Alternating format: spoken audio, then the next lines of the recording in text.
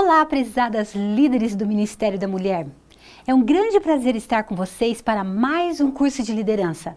Meu nome é Janete Tonete Soares, sou mãe de duas moças lindas, meu esposo é pastor, sou formada em psicologia e tenho muito prazer em poder ajudar, pelo menos um pouquinho, na compreensão de uma temática tão útil e necessária que é o aconselhamento.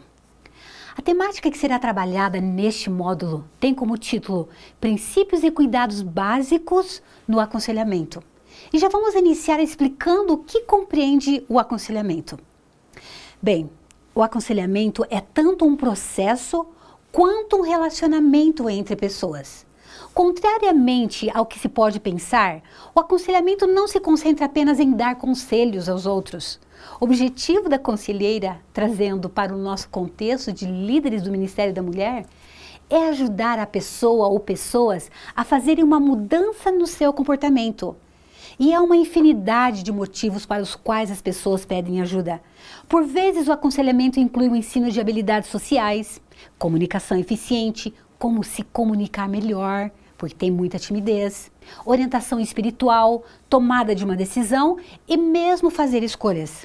Outras vezes o aconselhamento é necessário para ajudar a enfrentar crises, luto, perdas, divórcio, morte, violência doméstica, abuso, problemas conjugais, ajudar, por exemplo, em situações especiais como uma enfermidade terminal.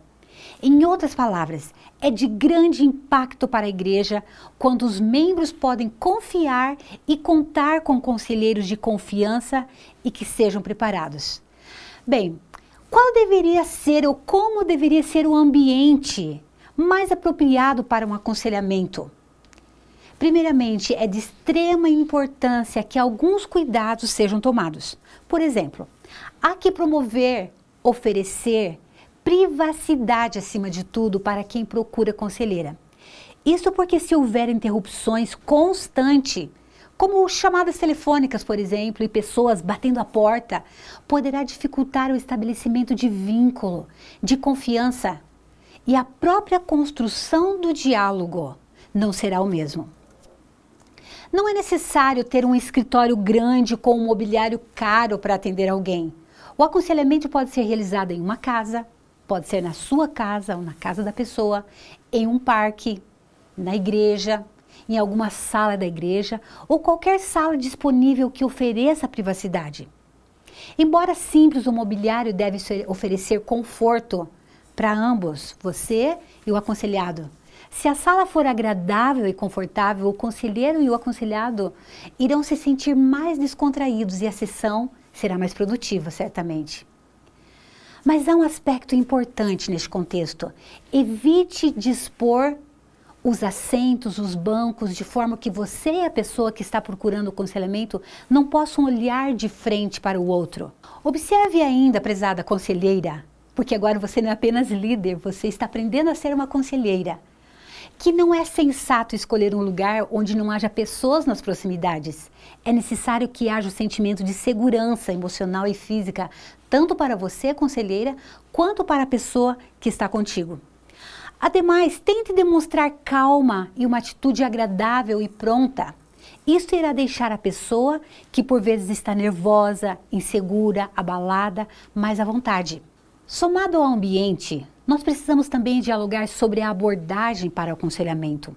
É sim necessário que você conheça as mais clássicas que são utilizadas para esse propósito. Isso não significa que o seu aprofundamento será no sentido de aplicar fielmente essa abordagem em cada aconselhamento que você realizar, como fazem os psicólogos, por exemplo. É uma orientação no sentido de melhor amparar as pessoas que buscam ajuda, ou seja, um conhecimento a mais. Há algumas teorias com as quais você pode não concordar. Contudo, em termos de conhecimento, não há dúvida de que é importante, de grande apoio para a área, conhecer pelo menos aquelas que são mais apreciadas pelo impacto na busca de solução de problemas. Antes de fazer um apanhado geral sobre algumas das abordagens, gostaria de sugerir alguns livros que podem ser de grande apoio para o aconselhamento cristão. Nós vamos focar, inclusive, mais nesses aspectos, nesses livros, e não nas abordagens. Primeiramente, use a Bíblia prezada conselheira, busque na Bíblia as principais diretrizes para o aconselhamento de pessoas cristãs. Wayne Mark, um professor de aconselhamento, disse o seguinte: no aconselhamento cristão, o Cristo da Bíblia não é um acessório qualquer, um acréscimo com o qual podemos viver melhor. Pelo contrário, ele está no centro, nos arredores e em todos os aspectos do aconselhamento. Em segundo lugar, dedique tempo estudando os livros de espírito de profecia. Todo conselheiro e conselheira deveria, antes de proceder qualquer tipo de aconselhamento, ler cuidadosamente e com reflexão, principalmente aqueles livros cujas temáticas são de grande ajuda na orientação de um viver saudável. Por exemplo, os livros Mente, Caráter e Personalidade, Ciência do Bom Viver, O Desejado de Todas as Nações, para entender como Jesus agia, quem era Jesus. O livro Educação, Orientação da Criança, Lar Adventista e tantos outros. Entre a Bíblia e o Espírito de Profecia, acredite, você tem praticamente tudo o que você precisa para ser uma conselheira abençoada e de sucesso. Há ainda uma terceira sugestão que, na minha opinião, é um dos melhores recursos que existe na área de aconselhamento cristão. Trata-se do livro intitulado Aconselhamento Cristão, edição século XXI do autor intitulado Gary Collins. Eu tenho este livro aqui comigo e eu gostaria de compartilhar com vocês o conteúdo que este livro traz. Então, vou colocar aqui o meu óculos para conseguir ler e mostrar para você, por exemplo, os tópicos ou o conteúdo que este livro apresenta. Nós vemos ali que na parte 1, por exemplo, ele vai dialogar sobre questões introdutórias, a igreja e o aconselhamento, o conselheiro e o aconselhamento, aspectos centrais do aconselhamento, a comunidade, o aconselhamento, as crises no aconselhamento. Ou seja, com este material, somado à Bíblia e os livros de espírito de profecia, você estará muito bem equipada para exercer este trabalho tão nobre que é o de aconselhamento.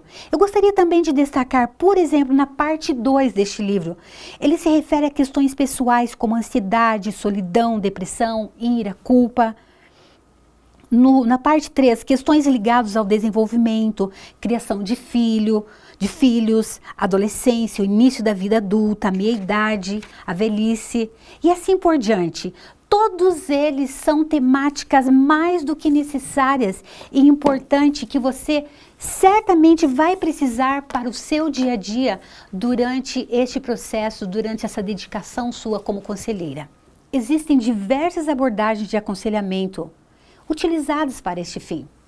Entre elas estão a teoria psicanalítica, a terapia adelariana, a terapia existencial, a terapia centrada na pessoa, a terapia gestalt e a terapia comportamental, entre muitas outras. Caso você tenha interesse em conhecer cada uma dessas abordagens do aconselhamento, fique à vontade. Elas podem ser encontradas tanto em livros específicos de cada teoria, ou ainda você pode buscar na internet, preferencialmente artigos publicados em bases de dados seguras, que dispõem de revistas online reconhecidas no contexto acadêmico. A seguir, eu gostaria de falar sobre quem e quais são as razões pelas quais as pessoas buscam aconselhamento cristão. As pessoas buscam aconselhamento por diversos motivos. É provável que em alguns países, na América Latina, a prática tanto do encaminhamento quanto de busca de ajuda de aconselheiros ainda não seja assim tão normal como ocorre nos Estados Unidos, por exemplo. No entanto, é importante entendermos quem são essas pessoas. Algumas pessoas são obrigadas a procurar conselheiros por decisão judicial, por exemplo. Os prisioneiros e outros transgressores são encaminhados a conselheiros a fim de receberem ajudas. Os casais com potencial para o divórcio são também encaminhados para aconselhamento conjugal.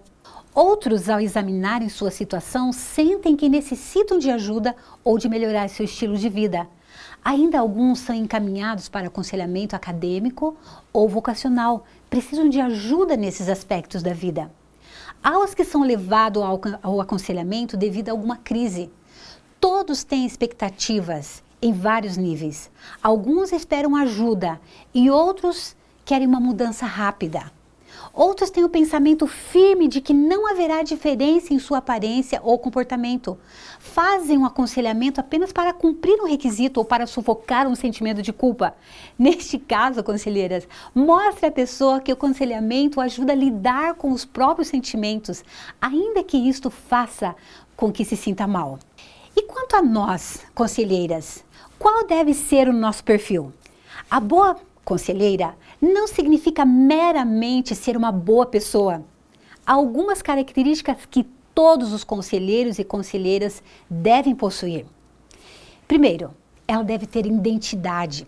A conselheira cristã deve saber quem ela é, saber o que deseja da vida e no que ela crê. Ater-se a seus valores e princípios cristãos é um aspecto muito importante. Uma personalidade instável não tem capacidade de ajudar outras pessoas de forma eficiente. O que mais? Bom, o conselheiro, a conselheira no nosso contexto, deve apreciar o valor que Deus coloca sobre ela. A conselheira também tem que apreciar o valor que Deus coloca sobre ela. A conselheira que reconhece que vale mais do que muitos pardais é um bem para a causa. Com o seu nome gravado na palma da mão de Deus, como não respeitar e apreciar a si mesma? Um terceiro aspecto importante nessas orientações para quem é conselheiro ou para quem quer ser conselheira é o seguinte: esteja aberta à mudança. Não se satisfaça com a sua situação atual. Empenhe-se em aprender mais e aprofunde-se nas investigações. Assuma o risco e encontre novos métodos. Há todo um mundo de oportunidades e de aprendizagens neste contexto. Desenvolva o seu próprio estilo de aconselhamento. Use seus pontos fortes e habilidades para desenvolver seu próprio estilo de aconselhamento. Estude detalhadamente os materiais apropriados, leia, assista vídeos, aprenda com outras pessoas, frequente congressos, palestras. Lembre-se sempre de ser a melhor conselheira que você puder ser. Quarto aspecto, seja aberta, sincera e honesta. As pessoas reconhecem a falta de sinceridade. Que suas palavras então estejam em harmonia com suas ações. Haja com integridade. Em quinto lugar, seja sensível à cultura da pessoa que está buscando ajuda. As pessoas são diferentes e não há mal nisso. Respeite e tenha elevado nível de tolerância para com as pessoas que são diferentes de você. Em sexto lugar, seja também otimista. Ninguém gosta de estar na companhia de pessimistas. Somos sustentados pela esperança na qual cremos. Com Cristo em nosso coração, a esperança está sempre presente. Sendo assim, aprenda, prezada conselheira, a deixar os problemas para trás e a desfrutar a sua própria vida. Não fique sobrecarregada pelos cuidados e problemas dos que buscam aconselhamento. Você necessita experimentar os seus próprios períodos de refrigério. Isto a tornará muito mais eficiente. Em sétimo lugar, tenha um espírito atencioso. Mostre sincero interesse pelos outros. Esta preocupação deve basear-se no respeito, no cuidado, confiança e valorização dos outros. Em oitavo lugar, mantenha sempre o caráter confidencial. A conselheira deve estar sempre atenta para manter os lábios cerrados. Ninguém aprecia uma conselheira que propaga informação. Já imaginou? É um cuidado muito importante. Os que buscam ajuda querem ter a certeza de que seus assuntos íntimos não estejam sendo discutidos fortuitamente com outras pessoas. Em nono lugar, seja sensível aos relacionamentos humanos. Tente compreender os sentimentos da pessoa. E em décimo, tenha uma atitude objetiva. Vá ao ponto. Aprenda a manter-se emocionalmente estável também e equilibrada. Não permita que sua empatia vá aos extremos. Em outras palavras, não demonstre paixão por reformar outras pessoas. Essa atitude pode afastar as pessoas de você. Outro aspecto importante a ser considerado no aconselhamento cristão é o plano de ação desse aconselhamento ou do aconselhamento. E, de forma geral, são 3 aspectos que devem ser considerados. Primeiro, você precisa definir o problema. O conselheiro pode ajudar a pessoa a dizer o que realmente o incomoda, porque por vezes ele não consegue. Para tanto, é preciso incentivá-lo a compreender o que está se passando no seu interior. Há algumas habilidades que o conselheiro necessita praticar antes de começar a trabalhar atendendo alguém. Essas são chamadas de habilidades de atendimento, as quais ajudam a pessoa a ver que o conselheiro está realmente interessado no seu problema. O conselheiro deve olhar diretamente nos olhos da pessoa, de preferência inclinar-se na sua direção, demonstrando interesse, manter contato nos olhos e manter uma atmosfera descontraída. Outras habilidades necessárias são respeitar a pessoa, ser verdadeiro, ter empatia e solidez. O segundo aspecto é estabelecer os alvos. Essa segunda ação do aconselhamento ajuda a estabelecer os alvos para lidar com o problema, ou pelo menos parte dele. Sendo assim, ao definir o problema com ele, leve-o a seguir a estabelecer quais são os alvos. O objetivo do conselheiro é ajudar a pessoa tanto a estabelecer esses alvos razoáveis, quanto a resolução de problemas e alcançá-los. Um terceiro aspecto, então, seria, finalmente, a mudança de comportamento. A terceira ação é o agir. A ação que resultará na mudança de comportamento é o foco que nós devemos trabalhar neste momento. Mostre, portanto, à pessoa que busca aconselhamento que seus problemas estão relacionados com o seu comportamento. Algumas coisas devem ser desaprendidas e outras aprendidas. Note que os comportamentos estão relacionados a situações da vida, ao dia a dia. Eles são também chamados de hábitos. Estes são aprendidos e devem ser desaprendidos, caso não sejam desejáveis. A partir de então, a pessoa estará trabalhando para alcançar os alvos de mudança do comportamento. Isto é chamado de modificação do comportamento. Há ainda outro tópico a ser analisado no aconselhamento, que são os cuidados éticos que ele precisa ter. Prezada líder, no afã de ajudar alguém, algumas vezes as preocupações éticas são desconsideradas.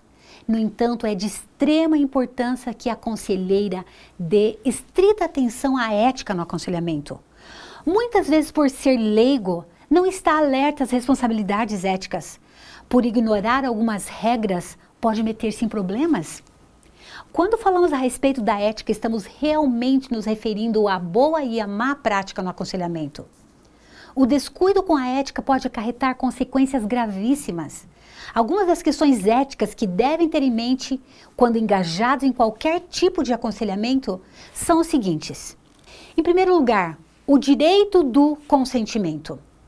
Quem busca ajuda tem direito do consentimento informado. Este direito exige que a pessoa receba informação suficiente para poder fazer escolhas informadas a respeito de iniciar e dar continuidade ao relacionamento de aconselhamento. Outro cuidado ético é o direito do menor. Uma questão importante é o direito que o menor tem quanto ao atendimento e ao aconselhamento. Ele pode fazer aconselhamento sem o consentimento dos pais, por exemplo? Esses são alguns cuidados que você precisa tomar. Quais são os limites da confidência? Cada país tem um padrão diferente, mas na maioria deles o menor deve obter consentimento paterno antes de iniciar o aconselhamento, com raras exceções, como no caso de abuso contra a criança e outras crises. Mas de forma geral, ele sim precisa ter o consentimento dos pais. Outro cuidado ético é o direito a encaminhamento. Quando o conselheiro se sente desqualificado para lidar com o caso, com a queixa, ou julga que o tipo ou a duração do tratamento e andamento é muito limitado diante do problema do cliente ou da pessoa que busca ajuda, este é o momento de fazer o encaminhamento para outro profissional, como um psicólogo, por exemplo. O último tópico relativo aos cuidados éticos é o dever de advertir e de proteger. Há dupla responsabilidade aqui para os conselheiros. O primeiro dever é proteger a outra pessoa daqueles que são potencialmente perigosos. O segundo dever é proteger a pessoa de si mesma. Essas responsabilidades são muitas vezes e devem ser levados à atenção de profissionais da saúde mental. Outro tópico que nós podemos abordar em relação ao aconselhamento cristão são orientações relativas às pessoas que buscam ajuda e apresentam tendências suicidas. E esses cuidados são o seguinte: certamente que é um grande desafio lidar com suicidas. Em outros países, como os Estados Unidos, há conselheiros que são especializados em atender pessoas com pensamentos ou tendências suicidas. No Brasil, entretanto, os conselheiros são orientados a encaminhar essas pessoas a outros profissionais, como psicólogos, mas especialmente médicos psiquiatras. Finalmente, com relação à questão de confidencialidade, é preciso destacar que se trata de uma questão legal e ética ao mesmo tempo. O conselheiro deve informar a pessoa que busca aconselhamento sobre a extensão do caráter confidencial no relacionamento. Este deve ser quebrado quando fica patente que a pessoa pode ferir-se ou ferir outras pessoas. O conselheiro é também legalmente responsável por quebrar o caráter confidencial quando há abuso contra criança, idoso e perigo a outras pessoas. Algumas vezes a informação coletada em uma sessão terá que ser discutida com outros profissionais e com as pessoas claramente relacionadas com o caso. Informe a pessoa que procurou você que você deve estar atendendo nesse sentido, esses requisitos. Prezadas líderes, o aconselhamento cristão é mais do que um processo, é um ministério. É uma forma de usar a mente de Cristo e ter um coração que ama. O pecado trouxe miséria e dor a este mundo, mas Deus fez provisão para a cura e para a paz. Os conselheiros cristãos são mais do que especiais. Eles veem naquele que o procura mais do que um tema de ajuda. Trata-se de uma alma a ser salva, um candidato ao céu. Embora os conselheiros e conselheiras possam diferir no método e na abordagem, todos somos seguidores de Cristo, todos somos seus discípulos. Temos um manual em comum, a Bíblia, um recurso, Jesus, e o nosso modelo é o maravilhoso conselheiro.